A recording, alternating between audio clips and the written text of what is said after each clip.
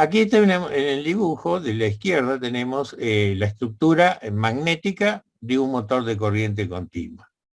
Un poco esquemática, tenemos un polo norte, un polo sur y el circuito magnético que cierra. Ese circuito magnético que cierra puede ser la carcasa del motor, como es modernamente, o existe después una carcasa metálica que le da rigidez estructural. Pero siempre el circuito de excitación del inducido tiene que tener una estructura magnética cerrada. En este dibujo se ve que el polo norte y el polo sur, con sus expansiones polares, y el campo magnético más o menos uniforme en el entrehierro, lo más uniformemente posible. En el dibujo de la derecha, Espere, Walter, ahí Ángel levantó la mano. modernos, en los motores de corriente continua modernos, que están laminados, es decir, no se arma. Los antiguos se hacía un tubo de acero, se ponía el paquete magnético y después se ponía los polos y se atornillaba todo. Desde, digamos, desde los años 70 por ahí, se introdujo la técnica de directamente armar el motor por medio del estampado de chapas y después unir, es decir, apilar las chapas y unirlas por soldadura de la parte exterior.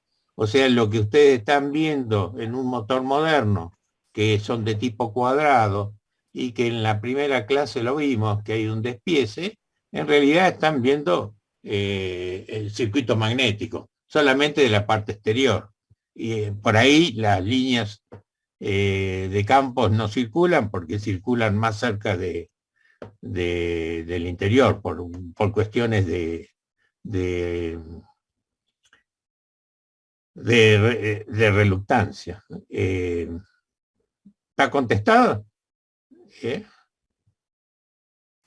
Sí, o sea, depende de la forma constructiva, digamos. Claro, pero la forma constructiva normal ahora son cuadrados, son cuadrados. Los motores de corriente continua que veas redondos o son porque son muy chiquititos, hay algunos fabricantes, incluso en Argentina, que fabrican algunos motores, porque son muy clásicos, pero los fabricantes grandes, Siemens o ABB, ahora los hacen en forma cuadrada, es decir, en forma cuadrada, y la estructura polar ya forma parte de toda esa chapa, es decir, ya cuando se lamina, uno está cortando el polo también y el polo queda con continuidad perfecta.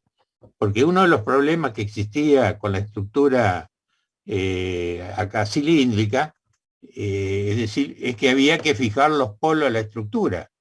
Y siempre había un problema de que la masa polar, fijarla, digamos, a la carcasa, siempre quedaba un entrehierro entre la masa polar es decir, entre la masa polar y la carcasa. Y eso disminuía las prestaciones, así que desde hace tiempo ya si la estructura magnética es integral, no hay fisuras, no hay que sujetar nada, solamente hay que sujetar, se atornillan, son los polos de conmutación, que ahora los vamos a ver. Esos son los que se colocan atornillados. Pero nada. Y después, bueno, se le sueldan un soporte para fijarlo, es decir, unas patas, y eso es la forma en que se integra la estructura del motor. No sé si quedé claro. Sí, sí. Es un poquito. Está, bueno, a la izquierda está la misma figura que ya vimos, arriba está la misma figura, otra figura, de las líneas de campo magnético, fíjense que son, pasan, es decir, en el entrehierro cruzan el entrehierro prácticamente perpendicular a las caras de las masas polares. El campo magnético lo señalamos de norte a sur, está señalado con un vector en rojo, y el perfil del campo magnético en el entrehierro es el que está abajo en este dibujo, y está coincidente el desarrollo, digamos. Campo magnético positivo en 0 grados, campo magnético cruza por 0 en pi sobre 2, ¿por qué? Porque pi sobre 2 corresponde a la línea neutra, o sea, una línea que está equidistante de los polos norte y sur. Después el campo magnético entre pi sobre 2 y 3 pi sobre 2 es negativo, y después es positivo. Aunque ahora me fijo. Ahora, digo, a ver, recién ahora me doy cuenta de que la línea de campo magnético está tal cual lo habíamos previsto teóricamente cuando hicimos el desarrollo inicial, el análisis de la máquina con una espira que giraba en un campo magnético con un entrehierro uniforme. Pero ahora vamos a ver qué pasa si por el inducido, o sea, por el rotor, el inducido, circula corriente, porque hasta ahora no circula corriente. Ahora sí. Si en el rotor circula corriente, es prácticamente como un solenoide. El rotor se comporta como un solenoide en donde la línea neutra están apoyadas las entradas de las escobillas, y entonces hay campos magnéticos que interaccionan con el campo, los campos fijos. Es decir, el rotor, al circular corriente, genera un campo magnético que interacciona con el campo magnético que producen los polos, y entonces se van a producir algunos fenómenos, y veremos cómo lo corregimos. Es decir, la reacción a esto se le llama, a este campo que genera el rotor, cuando hay circulación de corriente, reacción del inducido. La reacción del inducido en una máquina de corriente continua encarga cuando tiene sus escobillas sobre la línea de neutra teórica. Este es el primer dibujo.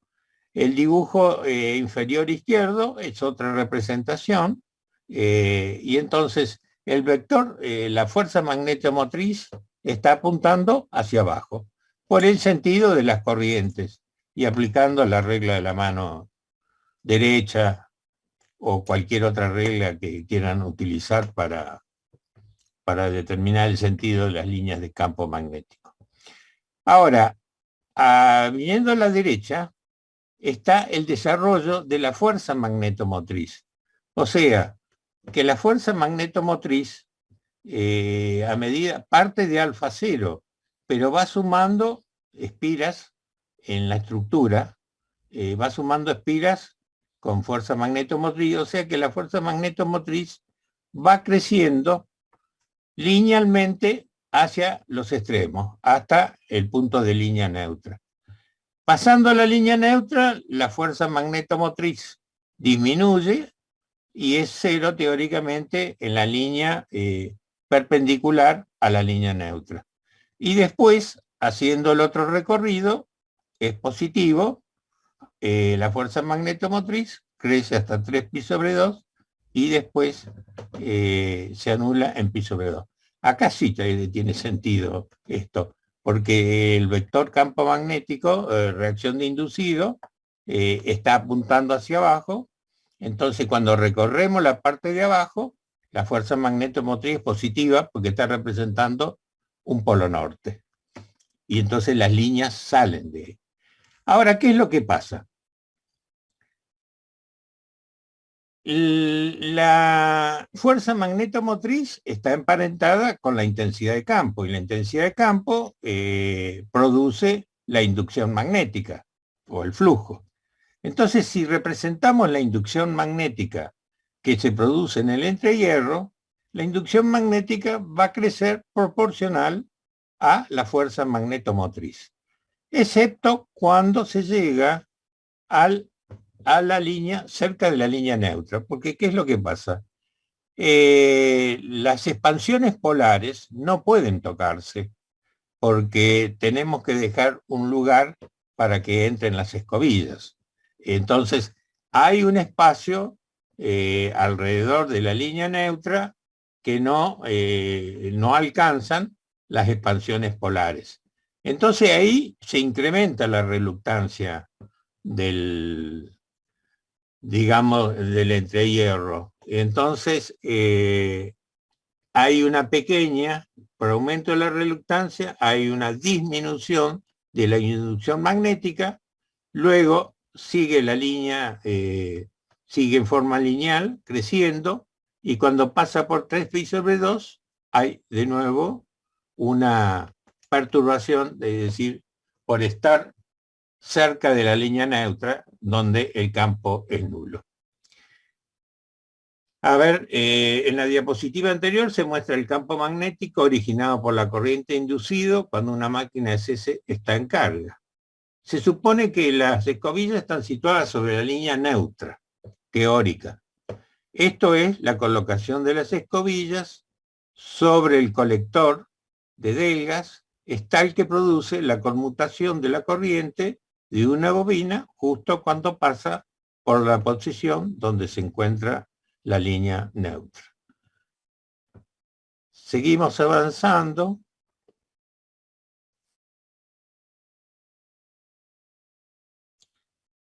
Entonces, acá están repetidos los dibujos que ya vimos para poder entonces hablar abajo, es decir, que se entienda lo que está escrito abajo.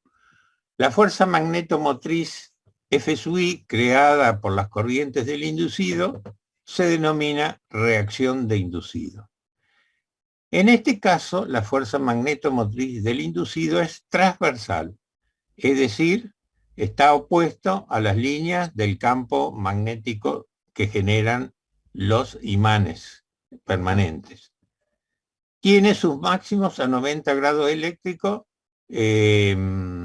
Bueno, acá tiene sus máximos a 90 grados eléctricos de los máximos del campo magnético inductor. La fuerza magnetomotriz del inducido varía linealmente, teniendo valor nulo en los ejes de cada polo inductor y máximo en la línea neutra. La inducción magnética B sub I tiene la misma forma, pero la fuerza magnetomotriz en la zona del entrehierro uniforme, bajo cada polo, varía linealmente y presenta un fuerte decrecimiento en la zona interpolar debido al aumento del entrehierro en dicha zona. Es decir, como las expansiones polares no pueden tocarse porque generarían un cilindro inaccesible, es decir, un espacio inaccesible, las expansiones polares tienen que dejar un espacio para que podamos colocar las escobillas. Seguimos. Ahora, ¿qué es lo que pasa? Si superponemos, ahora nosotros acá superponemos, digamos, este color, no sé qué, rojo no es, rosado será, no sé, es la representación del campo magnético que tiene el entrehierro cuando no circula corriente en el inducido. El campo magnético, la inducción magnética, cuando circula corriente en el inducido, está acá en, digamos, celeste, o tirando a azul. Y si superponemos el campo magnético que generan el polo norte y el polo sur con la reacción de inducido, vamos a tener realmente el campo magnético que existe en el entrehierro de la máquina. Como ven, está acá, no sé si es, bueno, los colores no los puedo identificar bien, esto es o azul oscuro o no sé qué. como ven, se produce una distorsión de la línea de campo, es decir, de la forma que tiene el campo magnético como consecuencia de la reacción del inducido. Es decir, entre pi sobre 2 y pi, la inducción magnética aumenta. Y entre pi y 3pi sobre 2, es decir, esto es el desarrollo de la máquina, el campo magnético disminuye.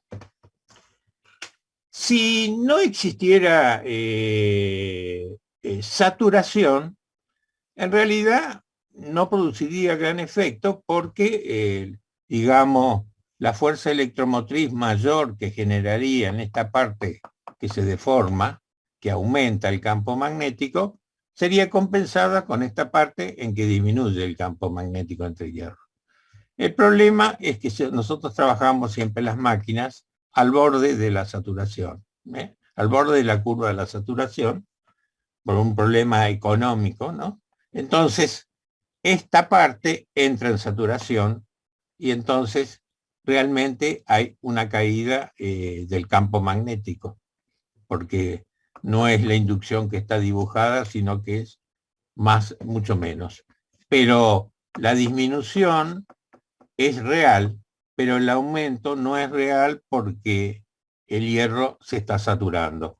O sea que este borne o la curva superior es, debido a la saturación del hierro, no es tan pronunciada, sino que no aumenta tanto el campo porque se está saturando. En cambio, la disminución, para disminuir el campo magnético, no hay ningún problema. Es decir, la fuerza magnetomotriz disminuye y el campo disminuye, hasta el origen. Recuerden la curva de campo magnético. Ustedes del origen hasta el inicio de la saturación pueden manejarse linealmente. Más corriente, menos corriente, el campo magnético se mueve linealmente. El problema es cuando nos llegamos a la saturación. Y aquí es lo que pasa, que la superposición de la reacción del inducido con el campo fijo, los campos fijos inductores, producen esta forma en el entrehierro. Que si no existiera, repitiendo, si no existiera saturación, se compensaría y entonces el efecto sería, digamos, pasaría más desapercibido. Pero en realidad estos picos son difíciles que la máquina lo admita, es decir, la estructura magnética de la máquina, y entonces hay fenómenos de saturación. O sea, que es más notable la caída del campo magnético en la zona, porque no hay ningún impedimento para que el campo magnético caiga, pero sí hay un impedimento para que el campo magnético suba por la saturación. En consecuencia, debido a este fenómeno de la reacción del inducido, tenemos, este es el primer problema. Y primero nos distorsiona, si ustedes miran bien, nos distorsiona el campo magnético, ya deja de ser nulo en las líneas neutras, que estarían en pi sobre 2 y en 3pi sobre 2. Fíjense que en el campo magnético que originan los polos inductores, la línea neutra está en 3pi sobre 2 y en pi sobre 2. Una vez que se interacciona el campo magnético del rotor, la línea neutra se corrió.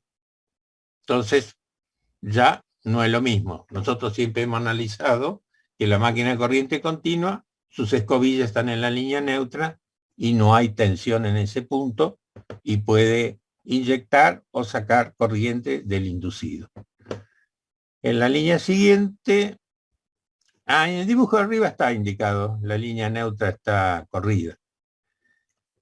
Desfasaje de la línea neutra. En la figura anterior se muestra que la inducción total B, que tiene una máquina de corriente continua en carga debido a la acción conjunta de las fuerzas electromotrices inductora e inducido.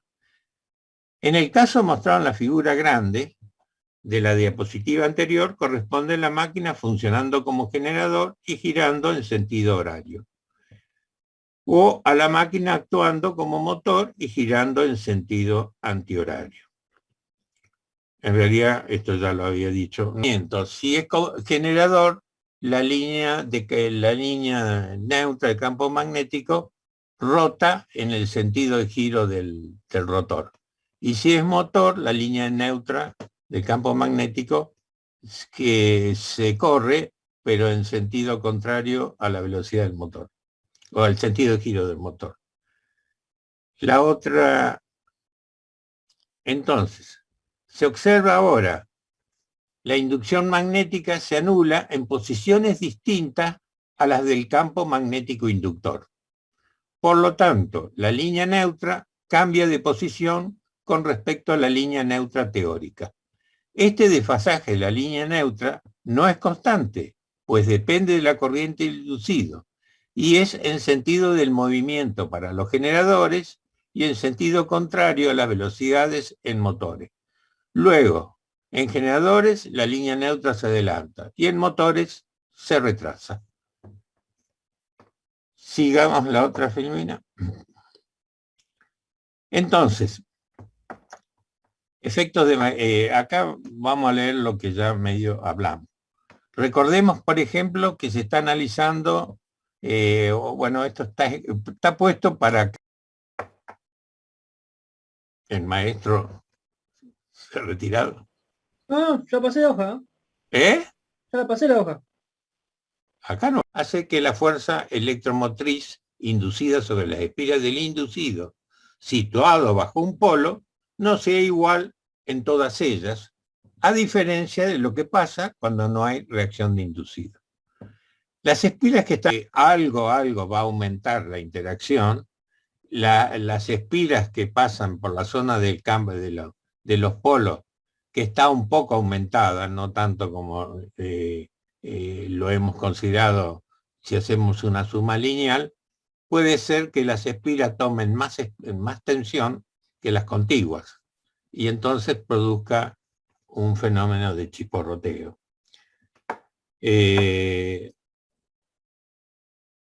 Pero es posible, no es seguro. En que muestra el colector adentro y las bobinas afuera, pero es lo mismo. En el dibujo A, fíjense, está la fuerza electromotriz, no, perdón, la fuerza magnetomotriz que produce el campo. Y hacia abajo, en azul, está la reacción de inducido. Y las escobillas están en la línea neutra. ¿Qué pasa si yo muevo las escobillas para tratar de compensar la deformación del campo? Si yo muevo la línea neutra, entonces la reacción de inducido se mueve, cambia, ya no es perpendicular a F sub E. Y si la descomponemos, vamos a descomponerla en una componente que es perpendicular al campo magnético y una componente que está opuesta al campo magnético que producen los polos. Es decir, que la reacción de inducido, si yo intento corregirla variando la posición de la línea neutra, produzco un efecto desmagnetizante. Además, como la reacción de inducido, después está escrito esto, la reacción de inducido es variable con la corriente, depende de la intensidad que está entregando o tomando, si es generador o motor, la línea neutra se corre más o menos. O sea que es bastante difícil ajustar una posición intermedia. Si en realidad el motor no es muy pequeño y no vale la pena agregar componentes adicionales, en general las escobillas se colocaban en un, digamos, en un punto intermedio entre sin carga y carga máxima, porque como no se pueden satisfacer todas las condiciones, se la dejaba en un punto intermedio de corrimiento de la línea neutra. Les leo lo de abajo. Cuando las escobillas se colocan sobre la línea neutra teórica, la reacción del inducido es transversal. Cuando se desplazan las escobillas intentando colocarse en la nueva línea neutra, la reacción de inducido cambia de orientación. Y ahora, además de la componente transversal F sub T, tenemos también una componente longitudinal, F sub D, de sentido contrario a la fuerza magnetomotriz del inductor, figura B. Por lo tanto, en este caso aparece un efecto desmagnetizante. O sea que a la larga, si nosotros intentamos corregir, digamos, en una forma sencilla, moviendo las escobillas para ubicarnos en una nueva línea neutra, producimos un efecto desmagnetizante. O sea, que algún efecto tiene mover las escobillas de la línea neutra original. Producen efecto desmagnetizante. Así Perdón, que, Walter. ¿qué? Ángel, tenías una... Están circulando por las bobinas del rotor. Si las escobillas están colocando sobre la línea neutra de la máquina, o sea, sobre una línea neutra que equidista del polo norte y del polo sur, la reacción del inducido es vertical hacia abajo. Si yo corro las escobillas, como ya dijimos, vimos que la reacción de inducido deforma el campo, entonces yo corro las escobillas para ubicarme en la nueva línea neutra, produzco en esta composición de vectores que, es decir, produzco una disminución del campo magnético de lo que producen los imanes fijos, los imanes de polarización de la máquina. Entonces, correr la línea neutra, correr las escobillas a una línea neutra producida, digamos, producida por efecto del funcionamiento, produce un efecto desmagnetizante. O sea que no es inocua. O sea que esta solución, así como la ven, yo dije que en los motores económicos, que no justificaba hacer agregados de bobinados compensadores, entonces, y como la línea neutra se desplaza según la corriente que circula por el inducido, entonces se la dejaba en un punto medio, no se la dejaba en la posición que corresponde a máxima corriente, porque ese sería el máximo de desplazamiento, sino que se lo dejaba en un punto intermedio de las escobillas. O sea que las escobillas quedan produciendo un leve chisporroteo, ¿no? Pero como son motores económicos, no había otra solución. Así que era una solución, digamos, no sé cómo definirla. Era lo que se podía hacer. Soportar un poco el chisporroteo en los carbones, y como saben eso, a la larga va alterando la superficie de las delgas y obliga a que periódicamente tengamos que desarmar el motor y hacer un pequeño rectificado sobre las delgas para que las escobillas apoyen bien sobre la cara de la delga.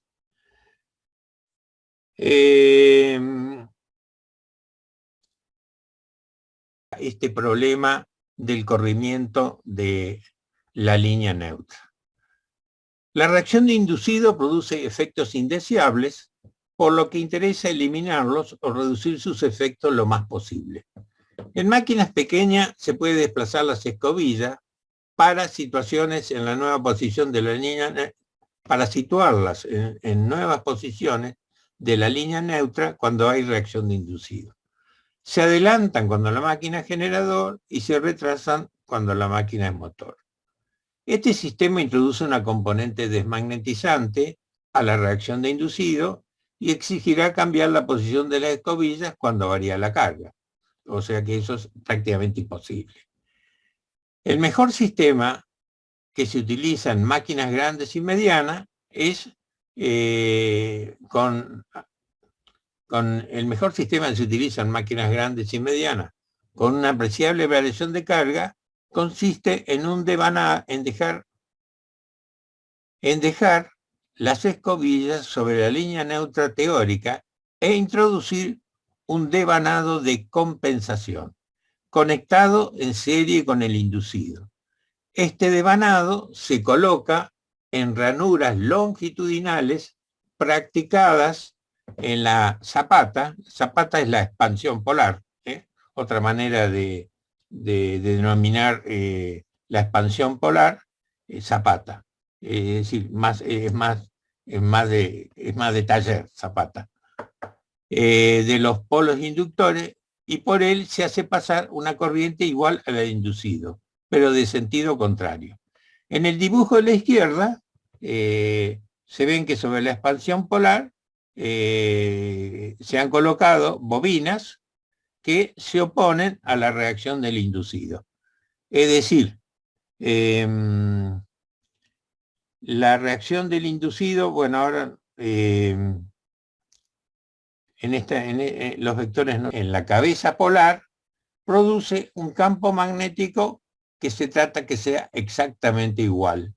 Y entonces compensamos la reacción del inducido.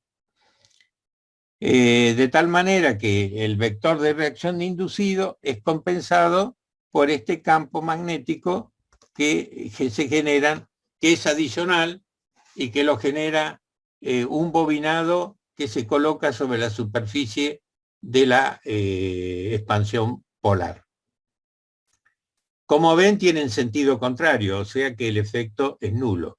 Y entonces podemos dejar las escobillas sobre la línea neutra, es decir, porque no hay una deformación del campo magnético que produzca un desplazamiento de la línea neutra. En la otra filmina,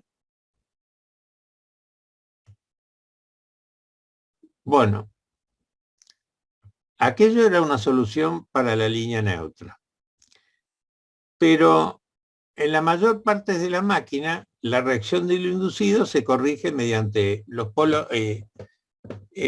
Vamos a adelantar, es decir, esto no está bien expresado, pero es así. Las bobinas que tienen el inducido del motor tienen también una inductancia propia, que cuando yo voy a conmutar la corriente, le voy a sacar la corriente a esa bobina, es como toda carga inductiva, produce un chispazo. Cuando yo separo los bornes de un circuito inductivo, produce un chispazo.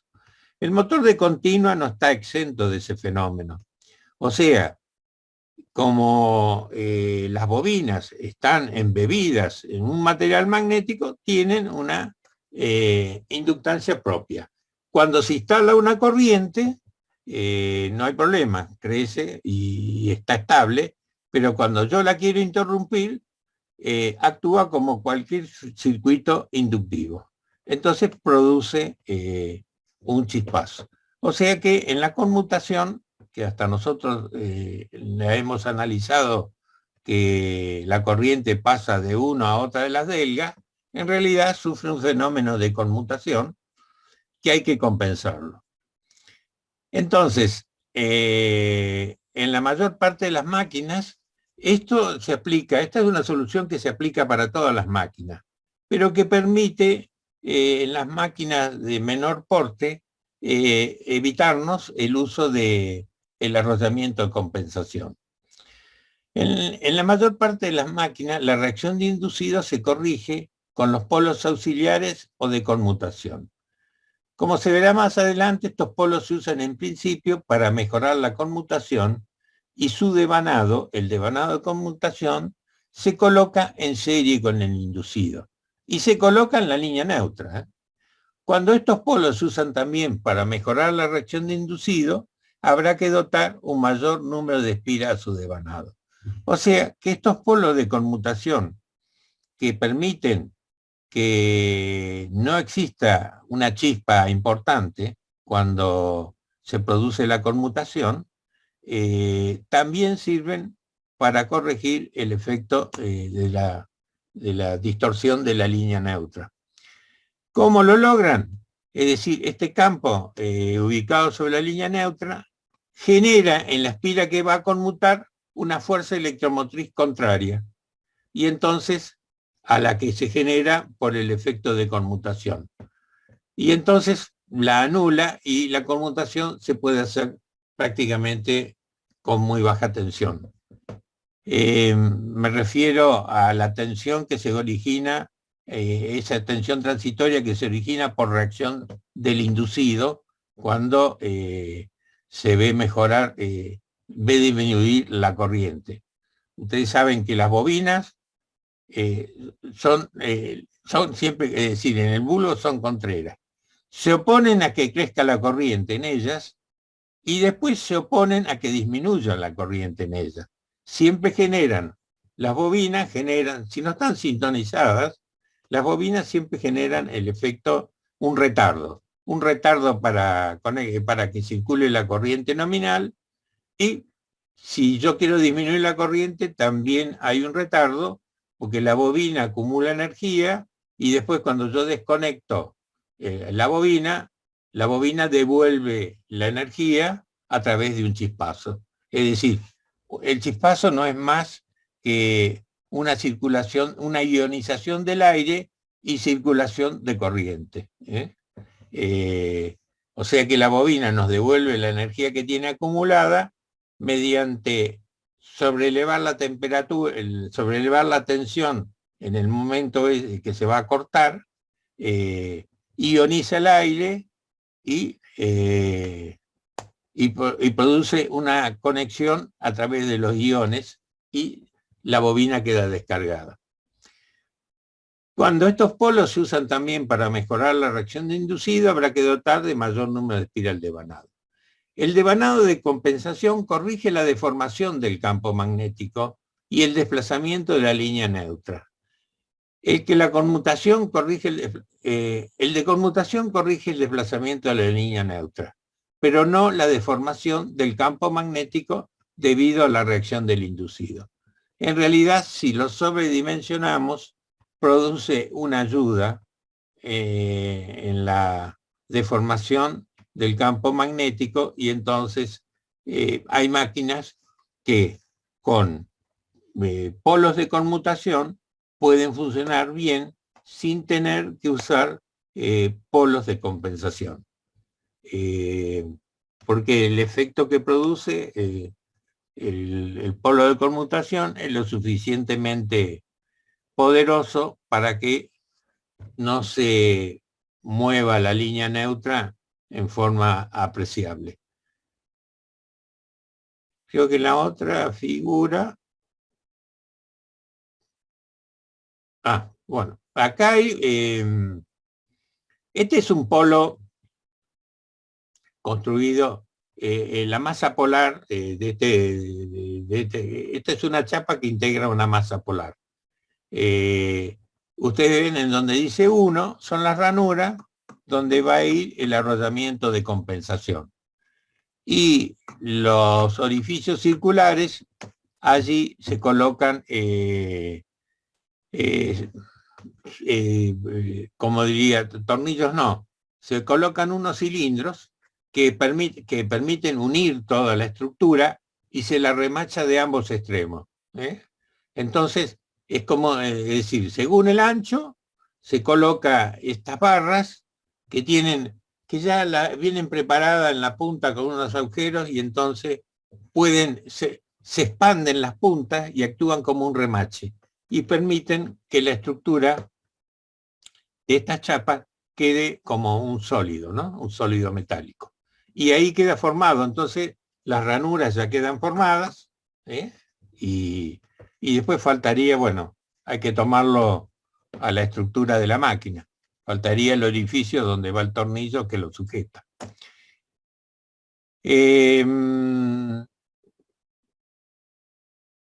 La chapa magnética para formar un polo... esta es una chapa magnética para formar un polo inductor de una máquina de corriente continua. En la parte inferior de la zapata se aprecian la ranura 1 para alojar el devanado de compensación. Aunque el inductor puede fabricarse de hierro macizo, los polos a veces se construyen apilando chapas para minimizar las pequeñas pérdidas magnéticas cuando hay cambios de corriente de excitación o cuando el inductor es alimentado por corriente rectificada que viene de un rectificador porque en general los controles de velocidad alimentan el campo con un pequeño rectificador que tiene un poco de ripple, y entonces el campo magnético se ve afectado levemente por el ripple. Y entonces introduce ese ripple, que son variaciones de corriente, calientan un poco la chapa por efecto de Foucault. Entonces, si es sólido, las pérdidas son importantes. Si está formado por chapas, la pérdida no es tan importante. En la otra figura creo que está, acá está la carcasa de un motor de corriente continua, y entonces en uno se ve el polo inductor. Uno es el polo inductor. Fíjense en que está ranurado. En estas ranuras, abajo del barniz, están los bobinados de compensación. Hacia la izquierda hay otro polo inductor. Entre medio de los polos inductores está el polo de conmutación. Y después, en el interior de la ranura está el devanado de compensación, y en dos, no se ve, pero bueno, alrededor de la estructura magnética del polo hay un bobinado que es el devanado de conmutación. Tanto el devanado de compensación como el de conmutación se conectan en serie con el inducido, porque así el efecto que producen es proporcional a la corriente del inducido, porque la reacción del inducido es proporcional a la corriente que circula. Sus efectos, digamos, de reacción de inducido son compensados en una cantidad exactamente igual a la producida, porque la corriente de estos polos auxiliares es exactamente igual a la del inducido. Siguiendo, bueno, espero que, bueno, ahora más al final hay un esquema de cómo se conecta el inducido, los polos de conmutación y los polos de compensación. Ahora vamos a analizar la conmutación ideal. En realidad, la conmutación es un fenómeno muy complejo, y nosotros nos vamos a limitar a hacer un análisis sencillo. Es decir, ¿cómo son los rusos? Inti. Inti. El Kostenko. El Kostenko, sí. Sí. Ahí son muchas páginas, el número de conmutación. Nosotros vamos a simplificar el análisis. Es un capítulo entero. Un capítulo entero, sí. Nosotros lo vamos a simplificar, la mayoría de los libros electromotrices sobre la bobina que conmuta. Se desprecian las resistencias de las bobinas y de los conductores. Solo existe la resistencia de contacto entre la delga y la escobilla. La escobilla está situada sobre la línea neutra. La máquina gira a velocidad constante omega. El ancho de una escobilla es igual al de una delga, aunque en la práctica normalmente una escobilla es más ancha y contacta varias delgas simultáneamente. Solamente hay dos escobillas, no hay escobillas en paralelo, porque estamos considerando una máquina de dos polos. Si consideráramos una máquina de cuatro polos, tendríamos que tener las escobillas en paralelo. Luego, la corriente que circula por una escobilla es la corriente total del inducido. Entonces, en el caso A, tenemos que la escobilla apoya íntegramente sobre la delga 1. La espira A nos va a servir a nosotros. Sabemos que la escobilla divide la corriente del inducido, es decir, la corriente que entra por la escobilla se divide en los bobinados en dos partes iguales, una mitad para un lado, una mitad para el otro. Vamos a analizar cómo se comporta la corriente observando la espira A, en donde le hemos puesto una corriente genérica I, que en este caso particular va a ser igual a I sobre 2, ¿no? Porque no hay otra posibilidad. Entonces, para la figura A tenemos que la corriente I es igual a I sobre 2. I sub I sobre 2, I sub I es la corriente que entra. Y la corriente I sub 1, que también va en el conductor digamos, que conecta la delga con la bobina, hay una corriente I sub 1, y después I sub 1 es igual a la corriente de entrada. En la posición B, ahora la delga está apoyando en dos, la escobilla está apoyando sobre dos delgas, y está poniendo en cortocircuito a la bobina A. Entonces la corriente I de la bobina va a pasar de menos I sobre 2 a I sobre 2. La corriente I sub 1 y I sub 2, que son la de los conductores que ligan las delgas con la bobina, la suma es igual a la corriente de entrada. Y entonces en A era el tiempo T0, o sea que la escobilla estaba apoyada sobre una sola delga. Cuando está intermedio, la corriente se divide y va a haber algo interesante. Bueno, interesante, miren lo que ocurre cuando sigue el tiempo T. Entonces la corriente I va a ser menos I sobre 2, cambia de signo, porque ahora tiene que estar en el sentido de la corriente que va hacia la derecha, porque se apartó la espira A, estaba a la izquierda de la línea neutra, y ahora, como el rotor gira, la espira A pasó a la derecha, y entonces la corriente I, que nosotros la tomamos en una dirección para tener una referencia, ahora es negativa, porque se invirtió la corriente. La corriente en esa delga, en esa espira, se invirtió. Y ahora nuevamente I sub 2, I sub 2 es igual a I sub 1, o sea que la corriente que llega a los bobinados lo hace por un conductor que une el bobinado con la delga. Si vamos ahora a la página siguiente, vamos a hacer un poco... Entonces, acá tenemos, si hacemos las consideraciones de que la resistencia de contacto delga-escobilla, cuando la perdón, no me expreso bien. R sub E es la resistencia de contacto delga-escobilla cuando la escobilla cubre totalmente la delga. R sub 1 es la resistencia de contacto de la delga 1 con la escobilla E. Y R2 es la resistencia de contacto de la delga 2 con la escobilla E. Entonces, para el caso A, nosotros tenemos que la resistencia de contacto es R sub E.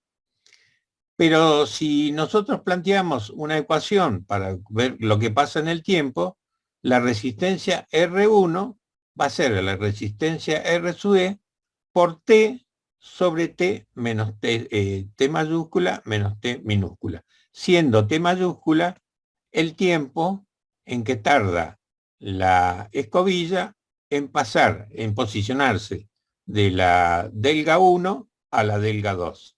Y T minúscula es el tiempo que transcurre entre 0 y T. Entonces podemos plantear las ecuaciones que la resistencia R1 es igual a R sub E por T sobre T menos T minúscula.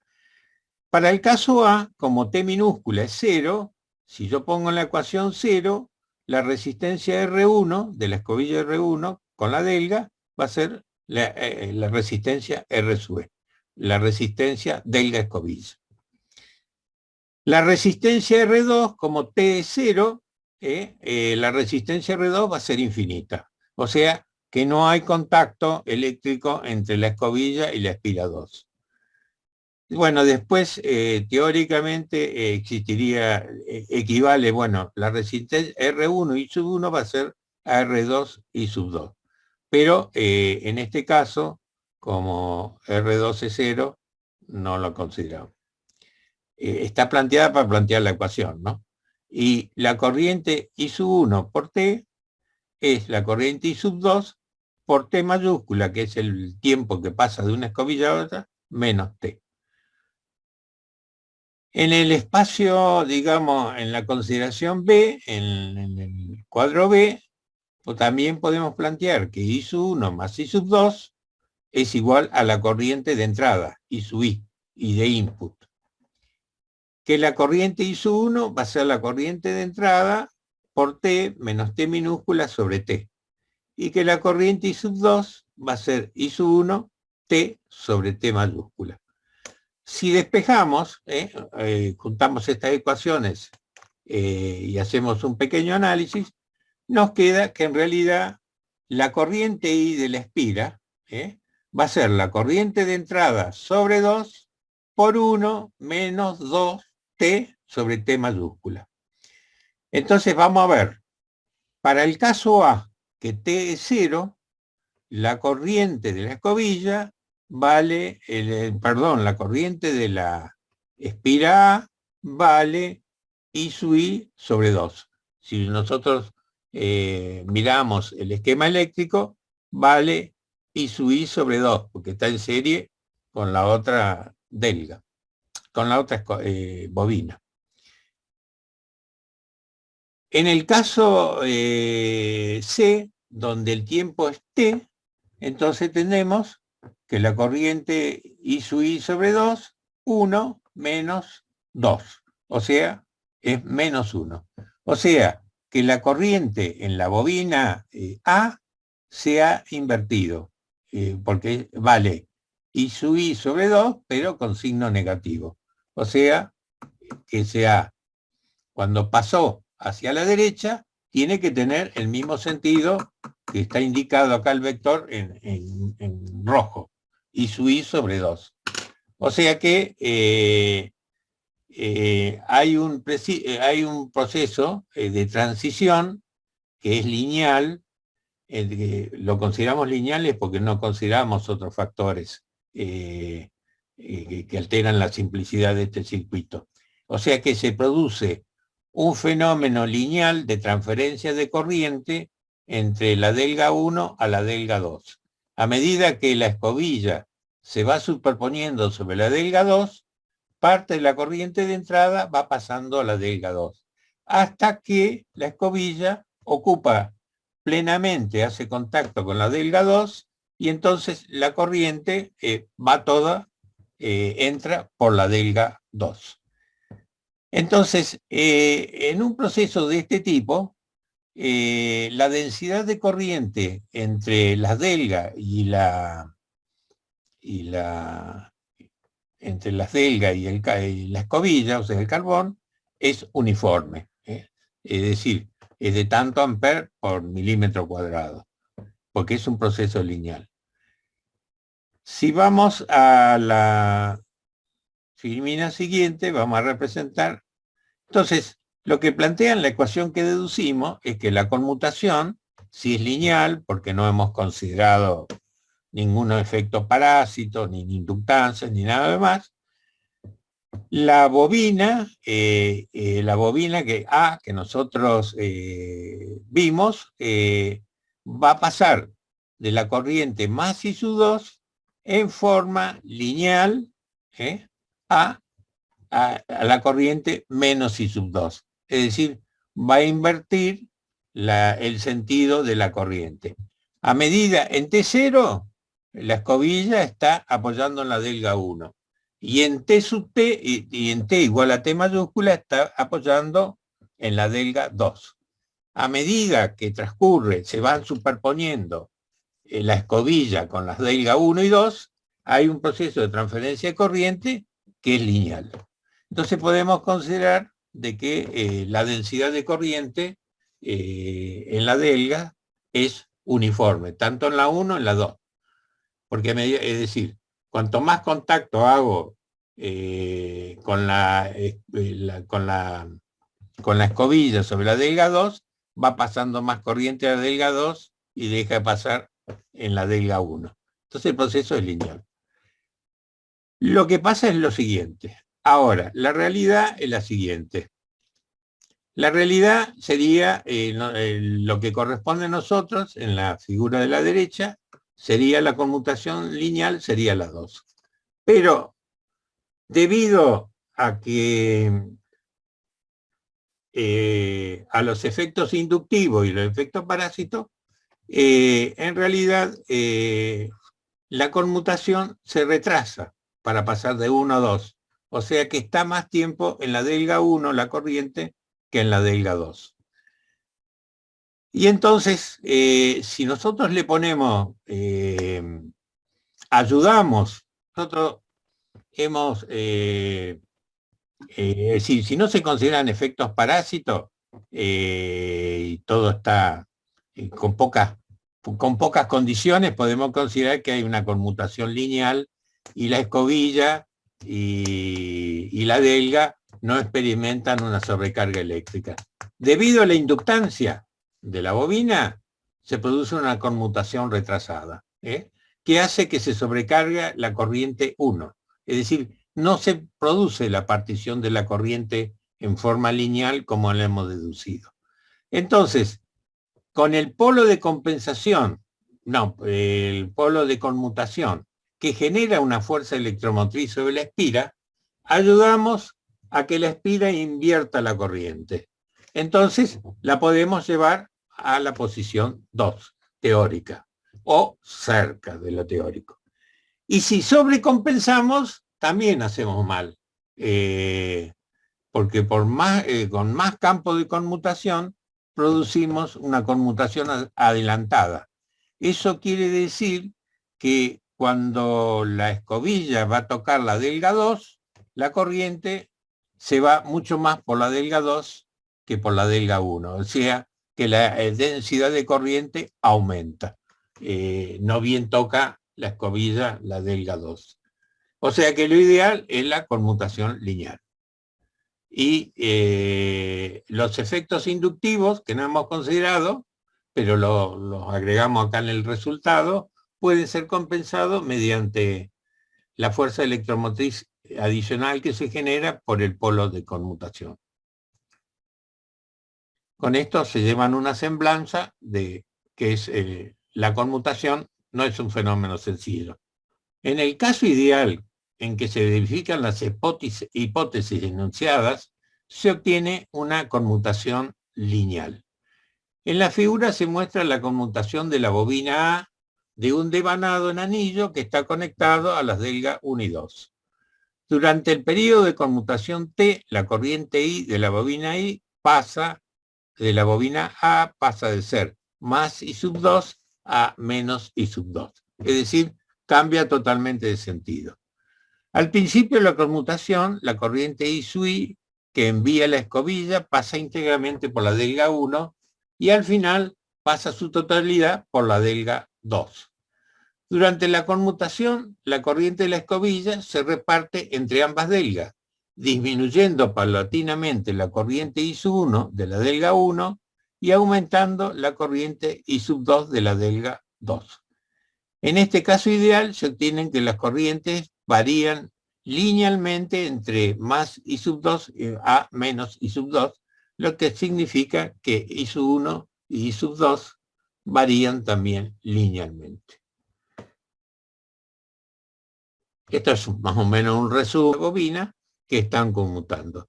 Esto hace que la conmutación no sea lineal y se retrase al momento en que la corriente I de la bobina A se invierte.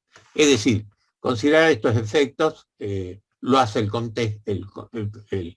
Kostenko, que es un libro ruso de máquinas, pero le lleva un capítulo.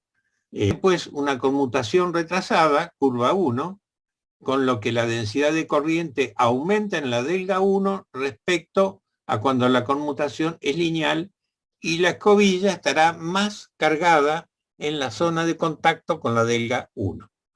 Para corregir este efecto se compensan las fuerzas electromotrices de autoinducción e inducción mutua, originando una fuerza electromotriz de sentido contrario. Esto exige que haya un campo magnético no nulo sobre la bobina que conmuta, para que produzca dicha fuerza de compensación. Esto se consigue, bien, desplazando las escobillas respecto a la línea neutra. Pero nosotros ya habíamos visto de que en realidad como la línea neutra es variable con la corriente, nunca vamos a estar en la situación ideal. Y también que hay un efecto desmagnetizante. O sea que, digamos, no es la solución ideal. Y si no, mediante polos auxiliares o de conmutación. Claro, el análisis, ¿por qué no le ponemos polo conmutación? Lo que pasa es que colocar polos de conmutación y arrollamiento de compensación encarece la máquina. Así que siempre hay un equilibrio económico. Bueno, la máquina es de alta prestación, es muy bien, pero es más cara porque tiene más cosas en el interior, tiene más bobinados. Y si uno quiere un pequeño motor para algún movimiento, entonces no le pone los bobinados y será la escobilla y el colector el que sufre los efectos de nuestra decisión de hacer economía. Hay que tener cuidado no sobrecompensar, porque entonces se produce una conmutación adelantada y se sobrecarga la zona de la escobilla en el contacto de la delga 2. Pasando bueno, polos auxiliares o de conmutación.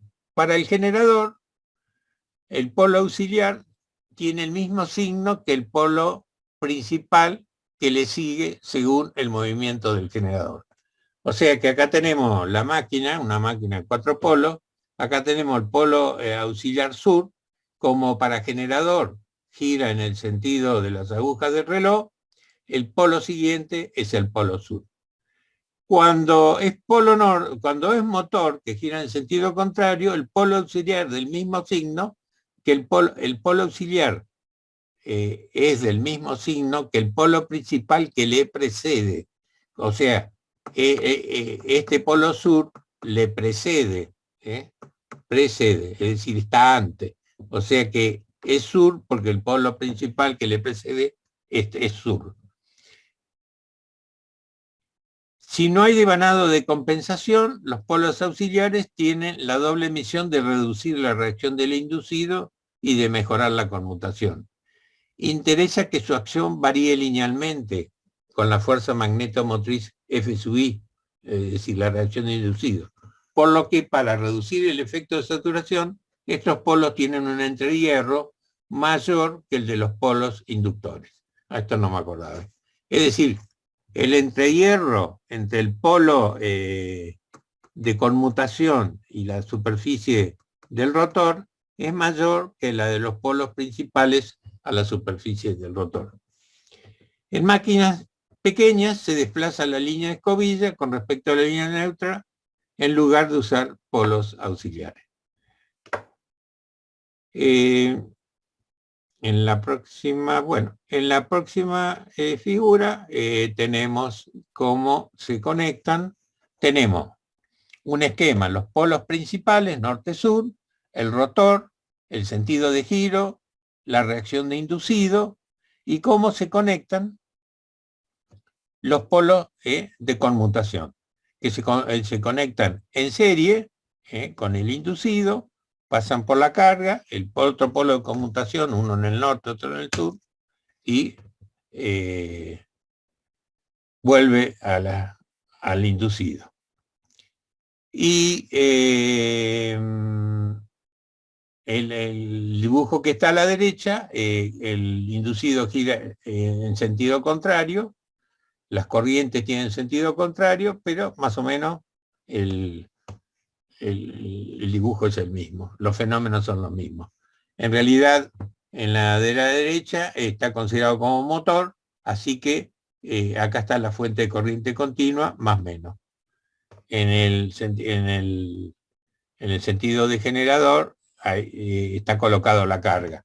O sea que la corriente del inducido pasa por la carga. Entonces esto, y acá arriba está en amarillo, está el que le sigue y el que le antecede. Para recordar una regla memotécnica, para acordarnos qué polaridad tiene que tener el polo auxiliar.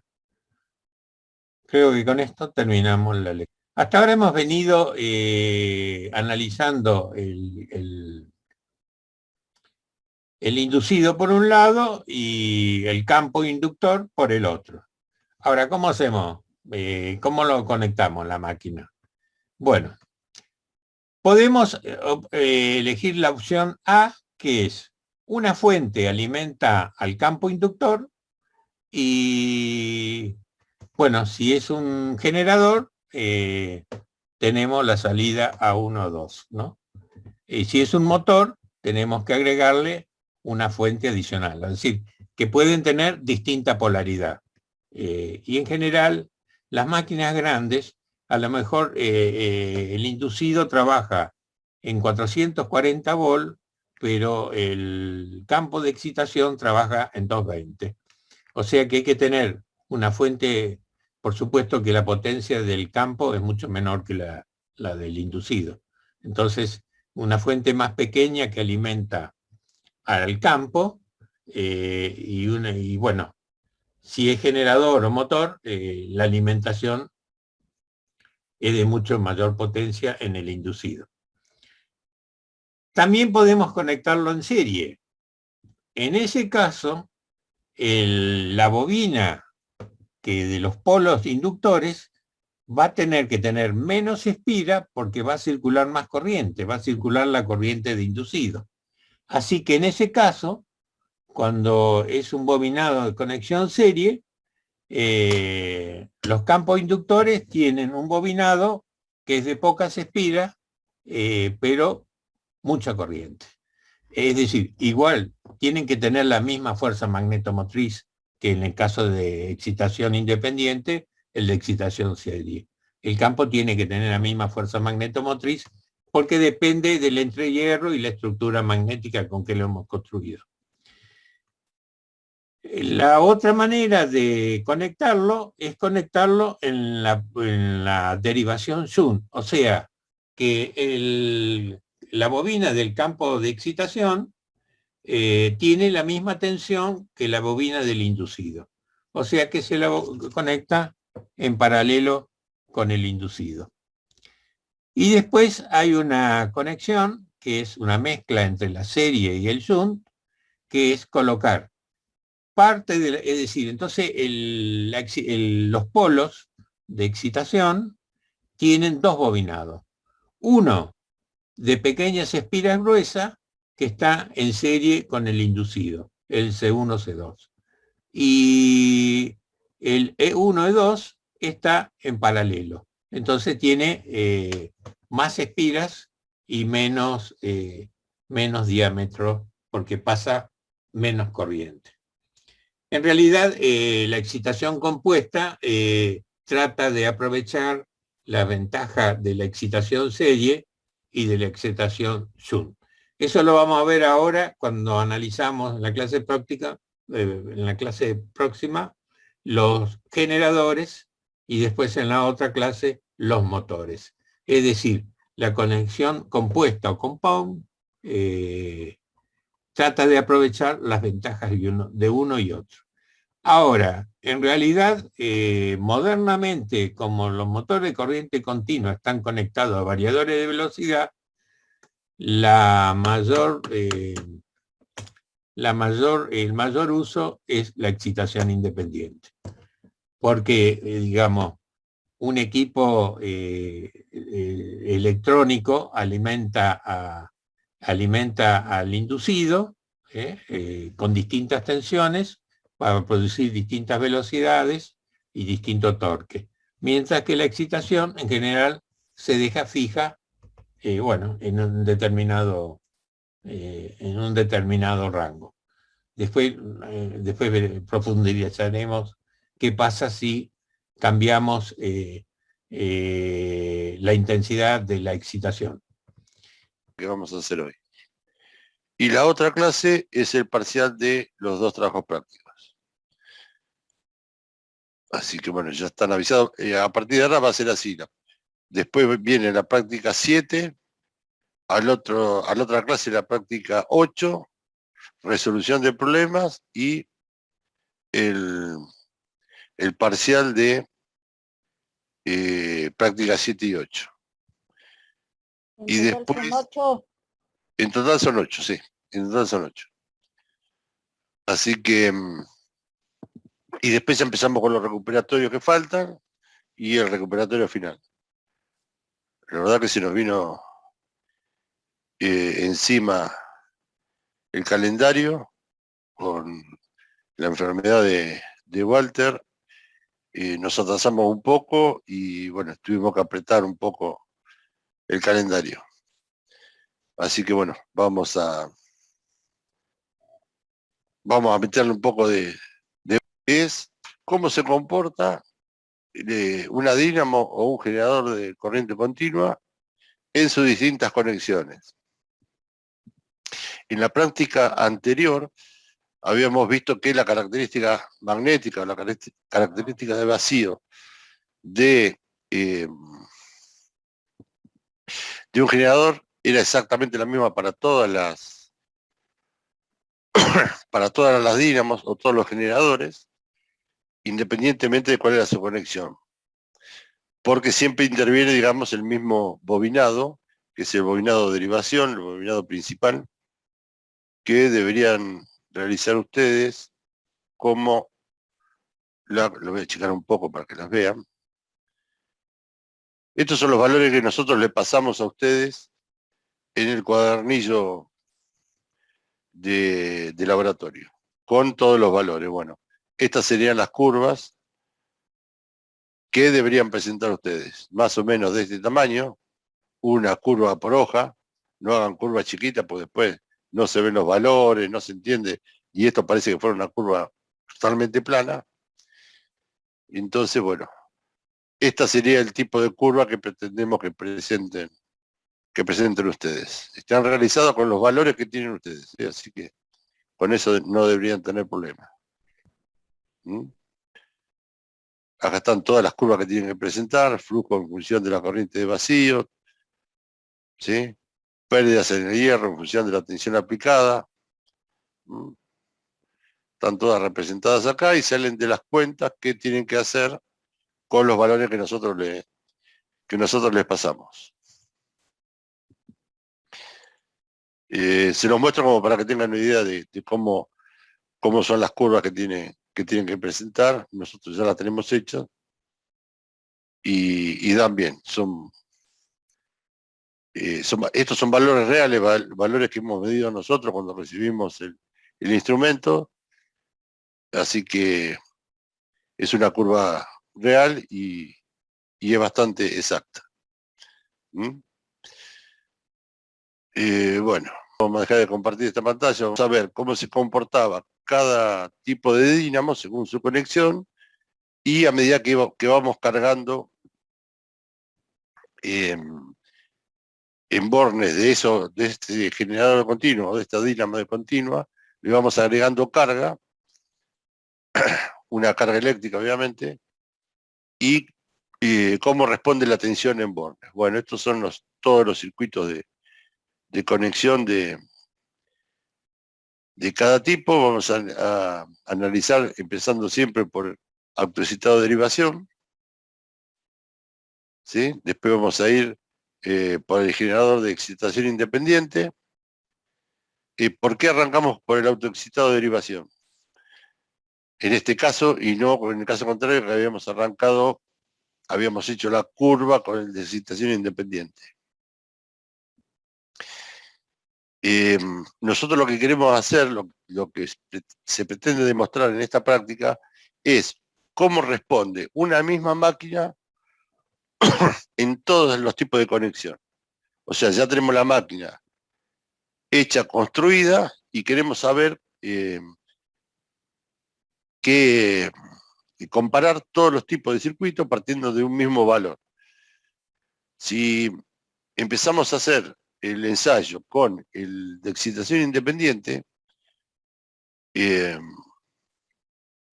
nosotros vamos, puede ser que lleguemos a un valor de tensión mayor en bornes de vacío, mayor al que tendríamos con el de autoexcitado de derivación. ¿Sí? Porque nosotros el valor de la corriente de excitación o de la tensión que le estamos aplicando al bobinado derivación lo elegimos nosotros. Entonces puede ser que nos pasemos un poco de ese valor nominal. Y como queremos comparar todas las curvas de todos los generadores en carga, tenemos que partir de un mismo valor. Ese valor de referencia, que vendría a ser la tensión nominal en vacío de este generador, lo conseguimos con el autoexcitado de derivación, porque sabemos que esto se empieza a autoexcitar, llega a un punto de la curva en donde ya no aumenta la tensión nominal en bornes, y a partir de ahí lo empezamos a cargar. Bueno, ese valor de referencia que nos dé en esa primera lectura del autoexcitado de derivación va a ser el valor de partida para todas las conexiones de las distintas dinamos. Obviamente, cuando lo conectemos en una dínamo compuesta aditiva o sustractiva, también va a arrancar de este valor de tensión de vacío que el autoexcitado de derivación, pero no así de excitación independiente. Entonces, cuando hagamos excitación independiente, lo vamos a llevar a ese valor de referencia que tenemos, por ejemplo, 220 volts, paramos ahí, no tocamos más el bobinado de excitación y comenzamos a cargar ese generador. Bueno, vamos a hacer todas las conexiones, compo aditivo, compo sustractivo y compo sustractivo, aditivo y en serie.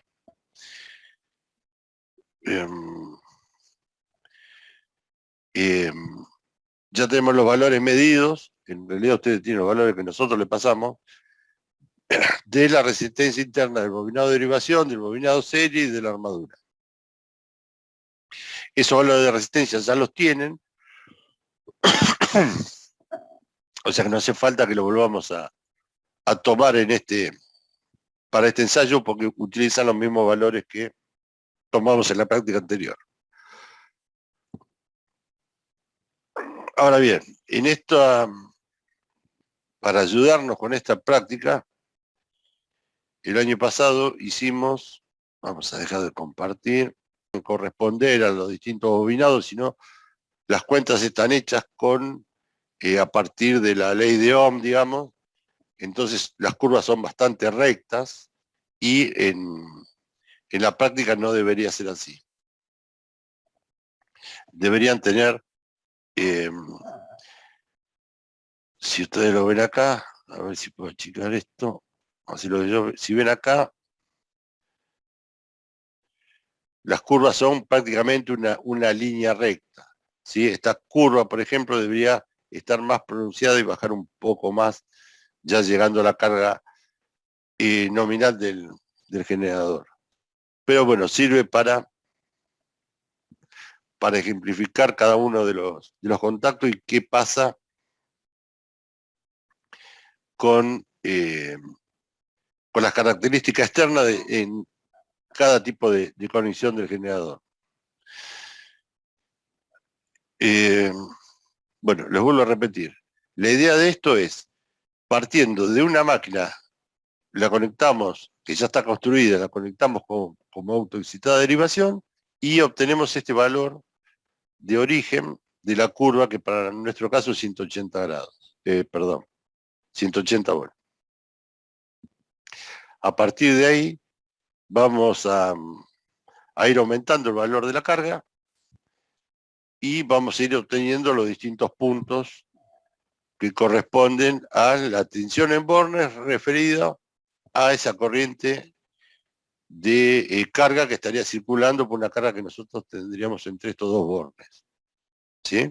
A medida que vamos aumentando mejor dicho, vamos disminuyendo el valor óhmico de esta carga, aumenta la corriente, por lo tanto, si aumenta la corriente, aparecen ciertos fenómenos en este circuito y van a bajar el valor de tensión. Eso lo vamos a hacer. Lo voy a explicar para que no se confundan. Ven que yo acá pusimos el bobinado serie, el bobinado de corrección de la reacción de armadura, la resistencia de armadura y el bobinado derivación. Esto después lo vamos a cambiar y vamos a mostrarles cómo varía esa misma curva, esta curva que nosotros vamos a hacer con el autoexcitado de derivación, si aumentamos, si por ejemplo, se nos ocurriera hacer un autoexcitado de derivación con una bobina en serie. Pero en principio vamos a arrancar con estos valores, como si este bobinado no estuviese conectado, y este bobinado, el de corrección de la línea neutra, el bobinado auxiliar, sí está conectado. Lo vamos a hacer para el autoexcitado de derivación, para la excitación independiente, para el autoexcitado de derivación, y acá sí le vamos a poner los valores de tensión compuesta, vamos a ponerle acá.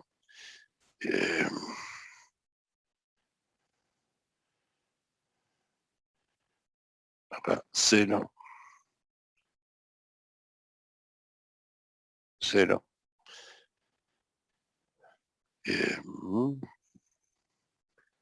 Bien. Bueno, vamos a ir viendo los distintos tipos de curvas.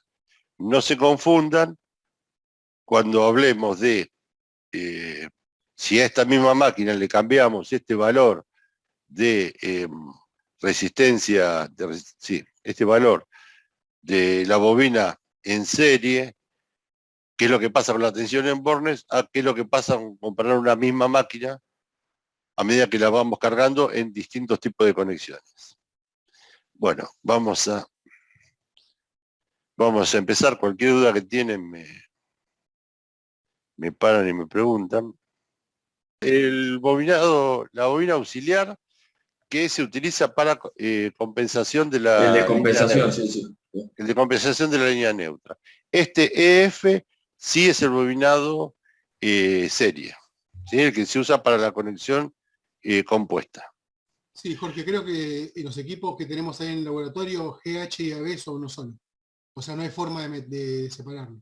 Exacto, esto no hay forma de separarlo, por eso, digamos, lo representamos así en el esquema. O sea, el punto... Cuando nosotros medimos el valor de la resistencia, medimos todo esto en realidad. Claro, porque eso va en serie siempre con el inducido. Claro, Sí, el borne G que está ahí no es accesible, vos no puedes acceder. Medí el H directamente. Claro, exacto. Exacto. Bueno. ¿Y qué es lo que vamos a ver? En esta primera instancia vamos a ver cómo varía la corriente de carga de 0 a 14, que es el valor máximo que puede entregar este generador, y teniendo constante la tensión en bornes del bobinado derivaciones, o sea, del bobinado principal, esta tensión en bornes, CD, la mantenemos constante, por lo tanto el flujo que va a entregar este bobinado va a ser constante. Y vamos a ver cómo varía la tensión en bornes. Y la curva, vamos a checar un poquito más. La curva sería esta, a ver.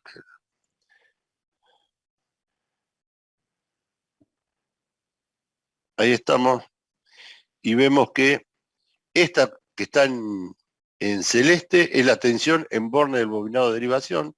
Es constante, viene de una fuente externa, no varía, 180 volt durante todo el ensayo, desde que le empezamos a cargar hasta que lo terminamos a cargar con 14 amperes, se mantiene constante. No así la tensión en bornes, que es esta que estamos mirando acá abajo, ¿sí? Bueno, y acá tienen todos los valores representados, que son todos los valores que tienen en la curva.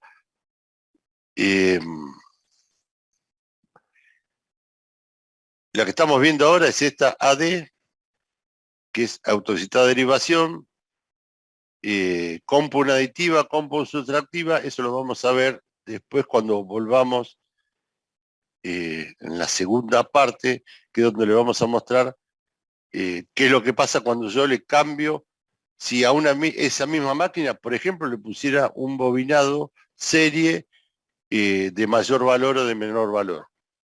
¿Sí? Pero por ahora vamos a quedarnos con esta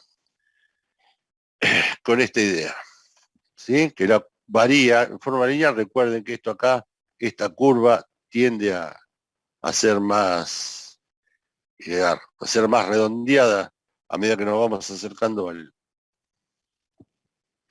a la corriente nominal que puede entregar este generador. Bien, ahora pasemos a este circuito que sería el autoexcitado de derivación. Fíjense que acá, porque si no, no se va a entender esta curva. Bueno, acá puse este bobinado, el bobinado Fe igual a 0. Y Fe en componente aditivo y componente sustractivo, en cualquiera de las dos funciones lo puse igual a 0. O sea que estamos viendo la curva de un generador autoexcitado de derivación. Ustedes ven acá que esta curva es bastante drástica, digamos, como que baja mucho, pero si observan, el valor final está en 360, vamos a agrandar un poquito.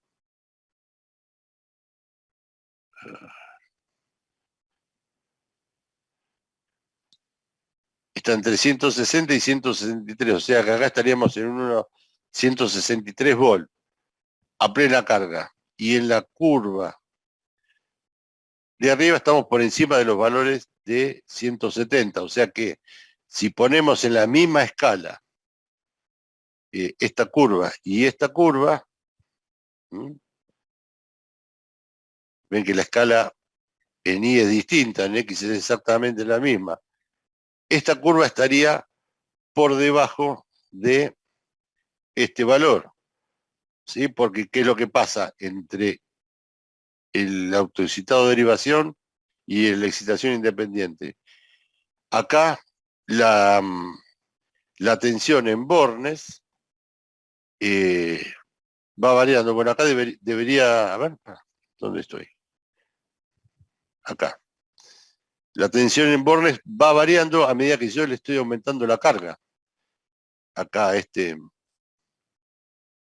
circuito, porque la corriente que circula por acá va a producir una cierta caída de tensión en estos bornes, y si entre este borne y este borne cae la tensión que recibe el bobinado de derivación o el bobinado principal es menor que la de vacío. Por lo tanto, la tensión en bornes de la carga va a ir disminuyendo, ¿sí? Solo por ese fenómeno. En este caso la manteníamos constante a lo largo de toda la curva, a lo largo de todo el ensayo. En este caso va a ir disminuyendo. Y seguramente está escondida por ahí, ahora después la vamos a cambiar. Cuando cambiemos los valores, va a aparecer por encima o por debajo de estas curvas que están acá. Se va a hacer visible la tensión entre los bornes C y D. ¿Sí? Bueno, ahora vamos a suponer que estamos en este caso y hacemos le conectamos al generador, o a la dínamo autoexcitada de derivación, le conectamos el bobinado serie, como si fuera un compound aditivo. Esto lo hacemos que es de 0,4. ¿Mm? Ahí si vemos, vamos a achicar un poco para que se vea.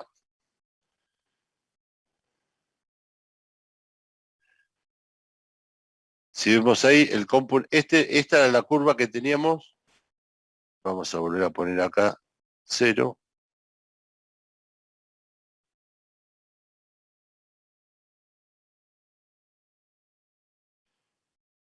Ahí estamos. Esta es la curva del bobinado autoexcitado de derivación y ahora le agregamos un bobinado compound aditivo.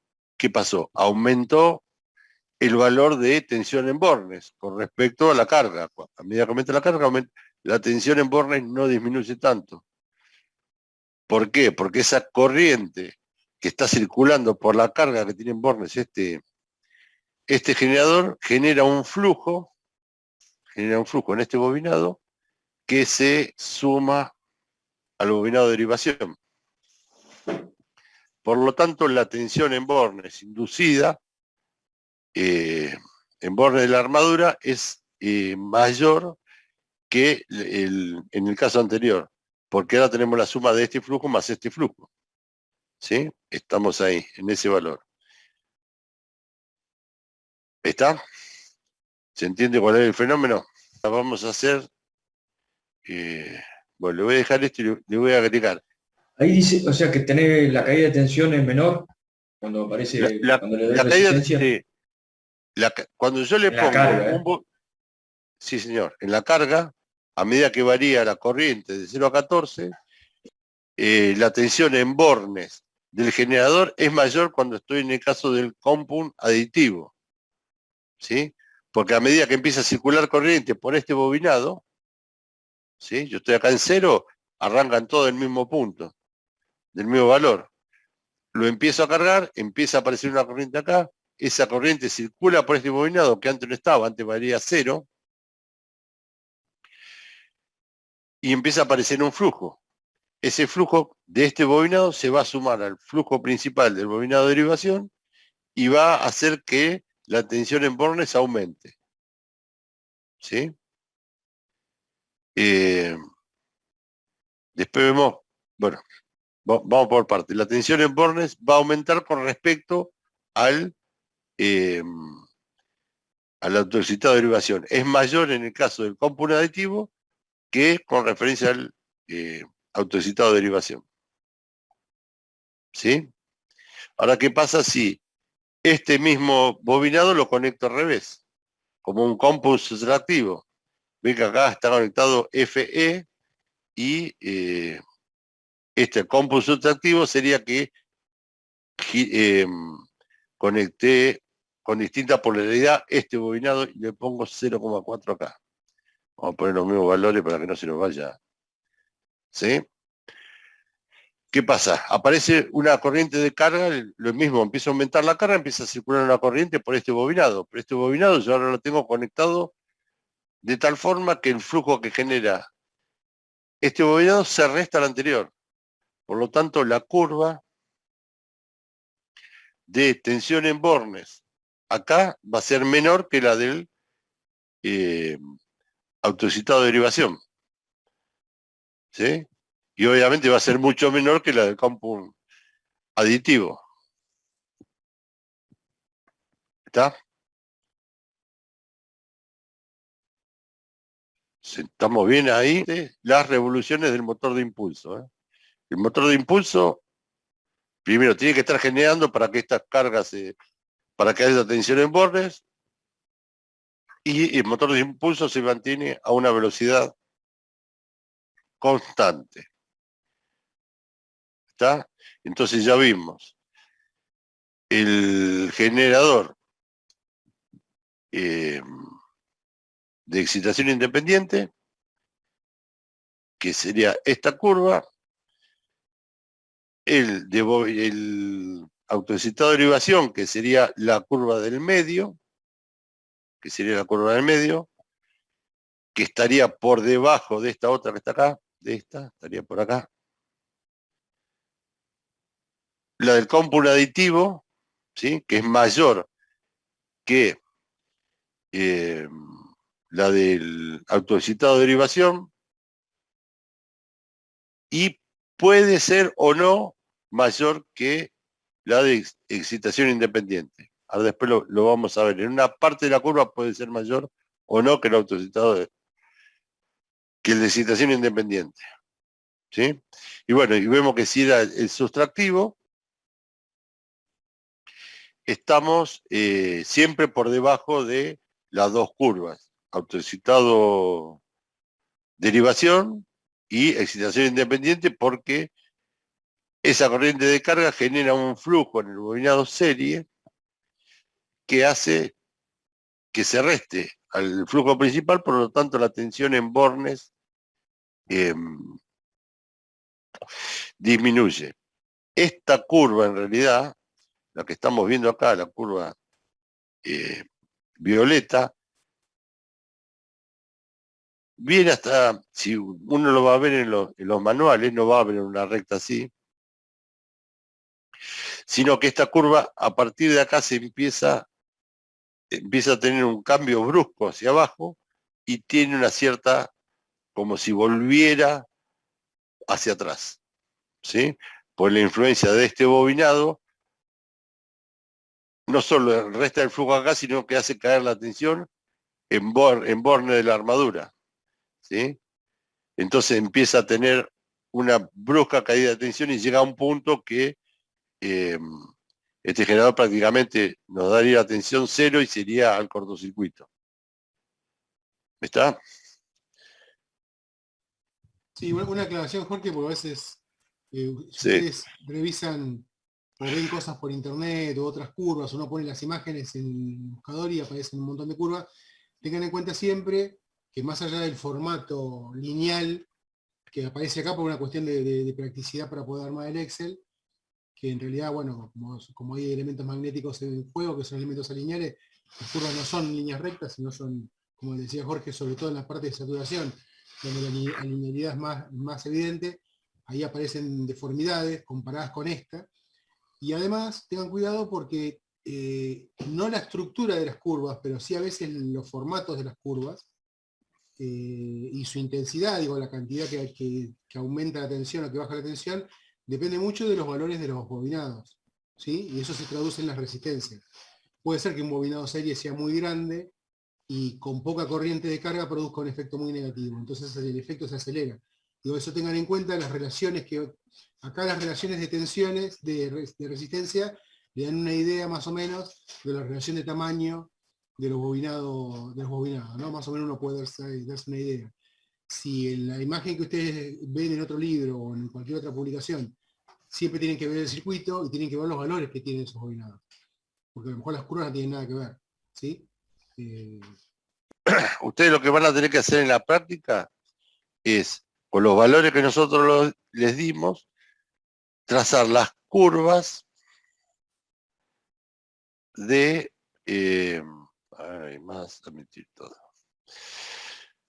trazar las curvas partiendo de un mismo valor. O sea, ustedes van a tener que poner acá la de excitación independiente, autoexcitado derivación, indicar cuál es la curva,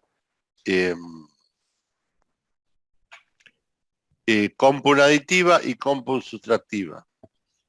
Lamentablemente los valores que tenemos de curvas anteriores, de ensayos anteriores, tienen muy pocos valores y no son muy representativos. Yo no me acuerdo si le pusimos en el cuadernillo, que son de una práctica real que hicieron los alumnos, ¿sí? O le pusimos todos estos valores que son los que salen de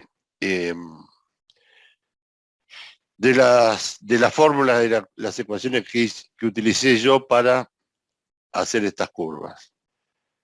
Pero bueno, de todas formas, si les salen así curvas tipo recta, pongan ustedes en las observaciones esto que estamos diciendo ahora, que como los valores no se pudieron tomar en en el laboratorio fueron elaborados a partir de un esquema, y la representación tiende a ser curva al final de la... tiende a ser curva al final de la curva, no. Tiende a ser más redondeada al final de la curva debido al efecto de magnetización de la máquina, ¿sí? Que no les quede como que estas rectas son reales, ¿sí? Que les quede aclarado de que son una aproximación de un circuito equivalente que se utilizó para sacar los datos. Bueno, y por último vamos a ver lo que es el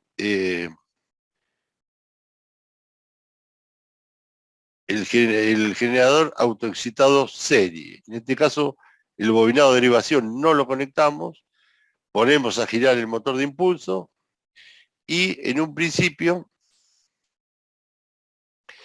lo que vamos a medir en bornes de este generador en vacío es debido al magnetismo remanente. No sé por qué acá no le puse el bobinado compensador. Bueno, para el próximo año lo voy a poner acá como lo puse acá. Creo que porque estos son los valores realmente de la práctica, me parece. Y bueno, y por eso no lo puse. La verdad que no recuerdo cuál fue el motivo. Pero bueno, acá vemos que si le conectamos una carga a estos bornes, empieza a circular una corriente por el bobinado EF, y esa corriente hace generar un flujo en el bobinado serie. Ese flujo va a atravesar las espiras del rotor, por lo tanto va a aparecer una tensión en bornes mayor que la que teníamos de vacío. Y va a aumentar en una parte en forma lineal, acá es, mejor dicho, acá es lineal porque entre 1 y 2, digamos, hay un solo valor, ¿no? Si tuviésemos valores medidos más chicos, o sea que la corriente podamos medir entre 0 y 1,5, 0 y 0,1 que mide 0,5, hubiésemos tomado algunos valores intermedios, estaríamos con alguna diferencia en esta parte de la curva. Y a medida que aumentamos la carga en estos bornes, vemos que la curva va variando. Vamos a ver si la podemos correr un poquito. ¿Sí? Y empieza a aumentar hasta un valor máximo. Y a partir de ahí ya empieza a disminuir la tensión en bornes. ¿Por qué? Porque empieza a tener importancia la caída en la armadura y en el bobinado de compensación de la línea neutra. Entonces vuelve a caer un poco la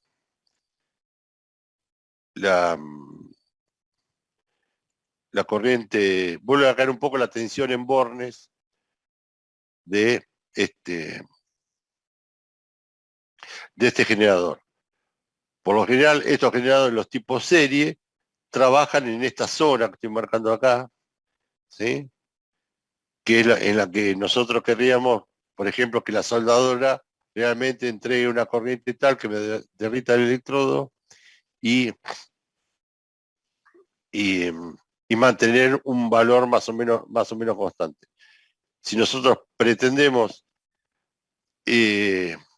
obtener un valor de corriente mayor con más o menos la misma tensión, lo que vamos a tener que variar es, como se hace en las máquinas de soldar, tenemos un reóstato, un variac, mejor dicho, que aumenta la cantidad de espira que está teniendo este bobinado. Entonces, a medida que yo le aumento este valor, aumenta un poco la tensión entre el electrodo y la masa y se mantiene más o menos la corriente constante, o le puedo llegar a sacar un poco más de corriente. Por lo que veo, yo acá no puse para poder variar esta este valor de resistencia, por lo tanto estos valores deben ser los que he levantado de la práctica y que me dan una curva más o menos real a lo que pasa de lo que pasa en la realidad. Bueno, hasta acá se entendió. En forma de tensión continua, cuando nosotros decimos que aumentamos la carga para un generador, usted se puede llegar a pensar que aumentamos la resistencia que ponemos en Bornes, todo lo contrario. Para el generador, la carga es la corriente, ¿sí? Entonces, aumentar la carga significa para nosotros, o para el generador, lo vemos desde el punto de vista del generador, que la corriente que circula por la carga es más alta. Eso ocurre precisamente con resistencias más pequeñas, ¿sí? O sea, cuando hablamos de que aumentamos la carga, no es que aumentamos el valor de R que está colocado entre bornes, como veían en electrotecnia, sino que precisamente lo que hacemos es hacemos circular más corriente por la carga y eso se hace con resistencias más pequeñas.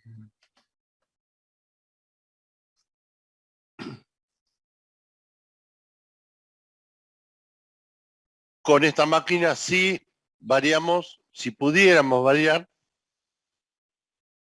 los distintos valores tanto de el bobinado de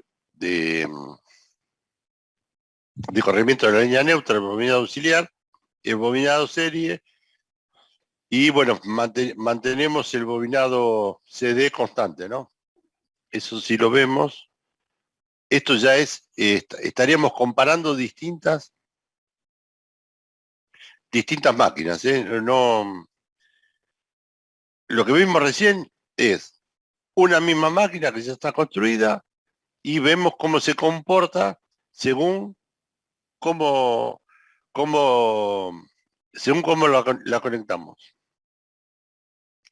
En este caso lo que vamos a hacer es una máquina de excitación independiente, le vamos a conectar el bobinado serie para hacerla compu aditiva. Excitación independiente más aditivo. Vamos a ponerle, habíamos puesto 0,4 hoy, ¿sí? Ahí aparece, me voy a achicar un poco, y aparece la línea verde, que vendría a ser vendría a representar la tensión en bornes, cuando le pongo el bobinado serie, y le conecto el bobinado serie a esta máquina. Entonces vemos que la celeste es la tensión en bornes en el bobinado principal, en el bobinado de derivación. Lo que aparece como violeta es la tensión en bornes cuando no teníamos el bobinado serie conectado, ¿sí? Y vamos a ponerle 0,4 acá, esta misma máquina, en vez de estar conectada como compu aditivo, la conectáramos como compu sustractivo, ¿sí? Ahí aparece la curva más abajo, es más o menos lo mismo que estaba pasando con el autoexcitado de derivación sustractivo, lo mismo, ¿sí? Cuando lo conecto como aditivo, este bobinado lo conecto como aditivo, consigo un valor mayor en bornes que cuando el bobinado no estaba. Cuando lo conecto como sustractivo, aparece un valor de tensión en bornes menor que el anterior. Ahora, ¿qué pasa si este bobinado lo saco y le pongo un bobinado de mayor cantidad de vueltas? Por lo tanto, va a tener una mayor resistencia, la misma sección para que pueda soportar la corriente de carga y mayor cantidad de vueltas. En vez de 0,6 le pongo, en vez de 0,4 le pongo 0,6. Ahí estamos, que en realidad estoy generando más tensión que inclusive la tensión con la cual estoy alimentando el bobinado de derivación, que es el bobinado CD. ¿Sí? Estoy consiguiendo mayor tensión. O sea, cuanto mayor influencia tenga este bobinado con respecto al bobinado de derivación, más se va a ir acercando. Vamos a ponerle un 0,5 para que... Bueno, justo en 0,5 me da el mismo valor de tensión, pero vamos a ponerle 0,45 para que aparezca un poquitito más abajo. ¿Sí? Este bobinado tiene mucha influencia y se empieza a acercar al, vamos a ponerle otro valor, 0,3, y vemos que a medida que aumenta la influencia de este bobinado con respecto a este, la curva se va yendo un poco hacia arriba y tiende a mantenerse lo más constante posible. Si tuviera mucha influencia con respecto a este otro, podemos llegar a tener un valor de tensión inclusive mayor que en la tensión que tenemos en borne del bobinado de elevación. Es lo mismo que si este bobinado de compensación de reacción de armadura lo llevamos a 0, no lo ponemos 0, vemos que ahí en todos los casos baja la curva, ¿sí? Pues ya no estoy compensando la línea neutra, por lo tanto hay un corrimiento de la línea neutra, por lo tanto hay una disminución de la tensión en bornes de este generador, ¿sí?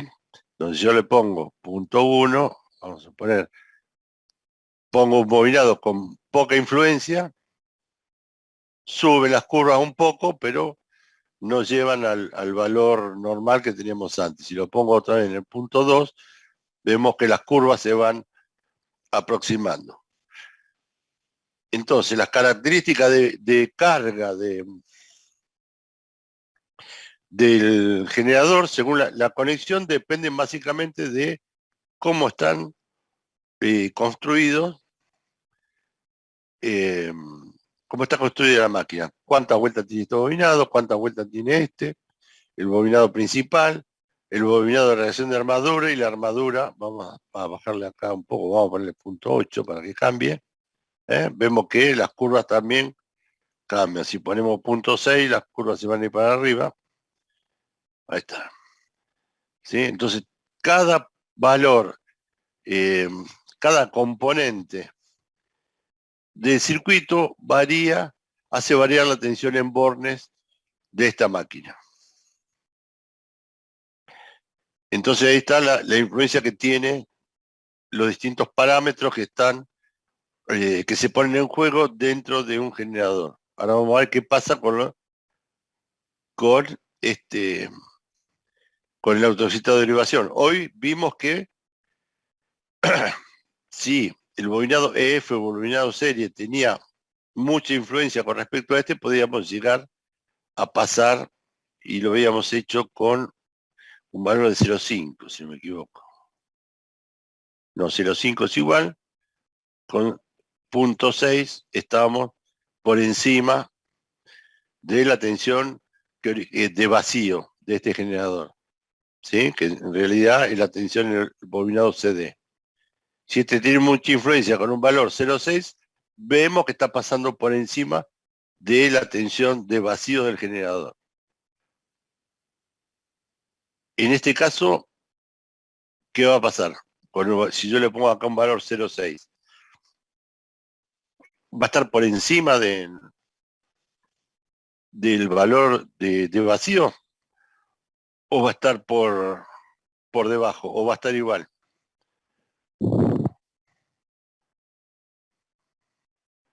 ¿Qué pasa si yo acá le pongo 0,6?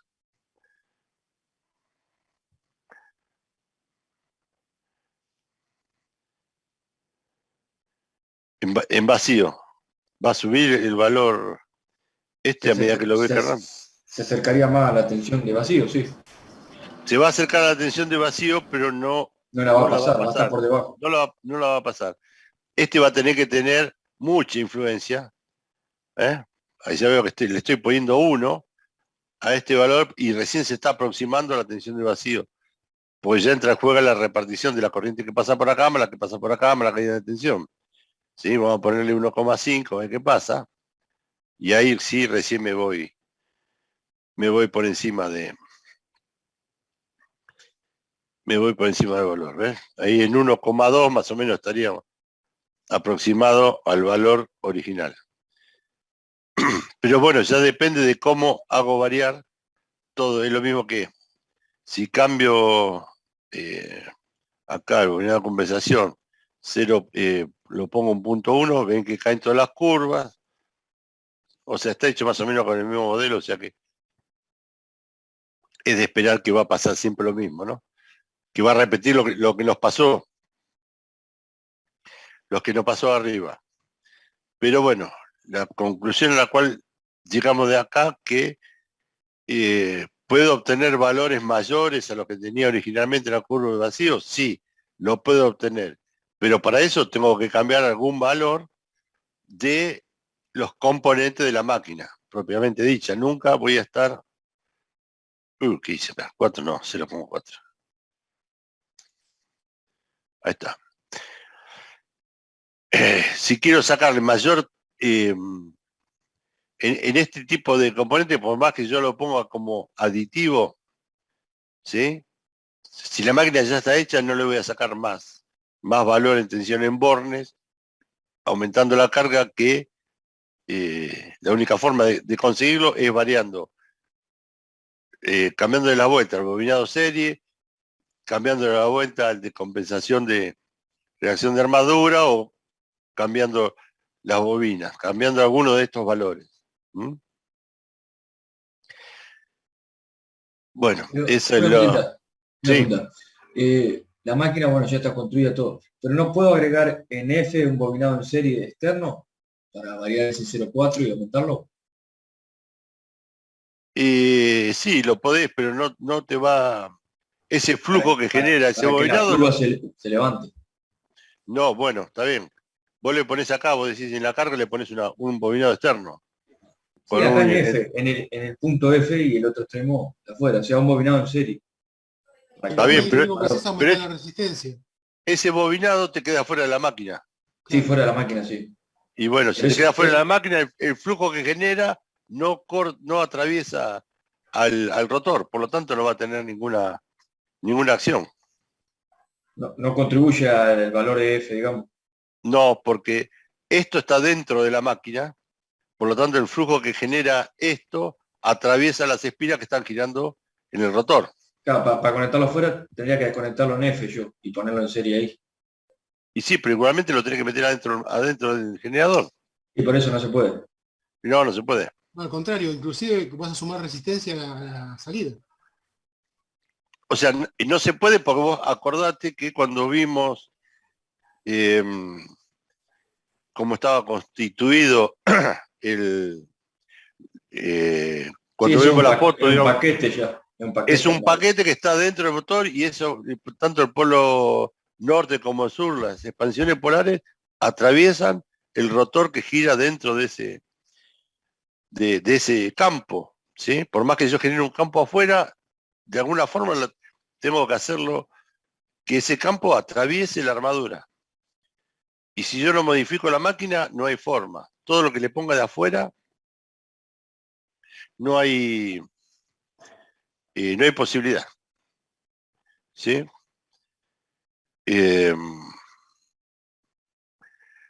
Sí, lo que podrías hacer externamente es poner en paralelo acá una resistencia, pongámosle, para decir algo, entre H y B, poner una resistencia, cosa que la corriente que pase por acá se derive entre esta rama y esta. Por lo tanto, la corriente que pasa por la armadura va a ser, va a ser menor, y vas a tener menos caída de tensión por ahí en bornes de acá, pero ya no estarías... Sí, se te correría la línea neutra, no estaría ya en posición, y habría que analizarlo un poco más, ver qué es lo que pasa. Pero, digamos, este flujo va a ser el mismo, porque una corriente se deriva por acá, otra por la resistencia exterior. Este flujo va a ser el mismo, este flujo va a ser el mismo, y la caída, el flujo de reacción de armadura va a ser menor porque algo se está derivando por acá. no creo que consigas mucho. Sí, Pero pero de todas alguna maneras, si la conexión no la podés sacar en serie en F, tampoco la va a poder hacer